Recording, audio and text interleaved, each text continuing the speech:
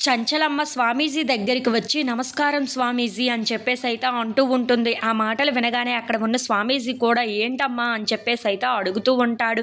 ఇంతలో అక్కడ ఉన్న చంచలమ్మ మాత్రం నా సమస్యలన్నింటికి నాకు ఒక పరిష్కారం కావాలి అని చెప్పేసి అయితే తన సమస్యలని చెప్తూ ఉంటుంది. ఇంతలో అక్కడ ఉన్న పంతులు గారు తన సమస్యలన్నింటికి పరిష్కారాలను అయితే వెతుకుతూ ఉంటారు.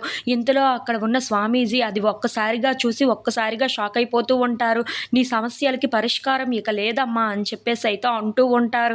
ఆ మాటలు వినగానే అక్కడ ఉన్న చంచలమ్మ అయితే ఒక్కసారిగా షాక్ అయిపోతూ ఉంటుంది.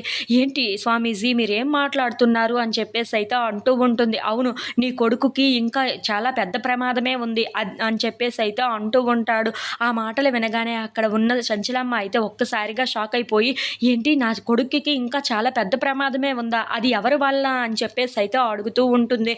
ఆ మాటలు వినగానే అక్కడ ఉన్న స్వామీజీ మాత్రం ఇంకెవరి వలన, నీ కోడలి వలన అని చెప్పేసి అయితే అంటూ ఉంటాడు.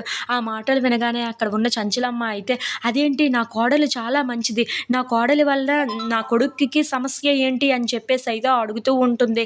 ఆ మాటలు వినగానే అక్కడ ఉన్న స్వామీజీ మాత్రం, అవును నీ కోడలి వల్లనే నీ కొడుక్కి చాలా పెద్ద గండమే ఉంది అని చెప్పేసి అయితే అంటూ ఉంటున్నాడు. ఆ మాటలు వినగానే అక్కడ ఉన్న చంచలమ్మ అయితే ఒక్కసారిగా షాక్ అయిపోతూ ఉంటుంది.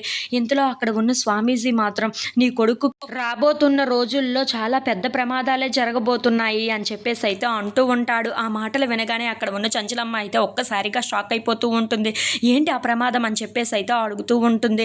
ఇంతలో అక్కడ ఉన్న స్వామీజీ మాత్రం, అవును తను ఈ లోకంలోనే లేకుండా పోతాడు ఆ సింధూర వల్ల అని చెప్పేసి అయితే అంటూ ఉంటాడు. ఆ మాటలు వినగానే అక్కడ ఉన్న చంచలమ్మ అయితే ఒక్కసారిగా షాక్ అయిపోతూ ఉంటుంది. ఇంతలో అక్కడ ఉన్న సింధూర వాళ్ళ అత్తమ్మ కోసం దేవుడి దగ్గరికి వచ్చి హారతిని తన చేతిలో వెలిగించి చాలా బాధపడుతూ ఉంటుంది. అది చూసి అక్కడ ఉన్న చంటి అయితే సింధూర దగ్గరికి వచ్చి బాధపడుతూ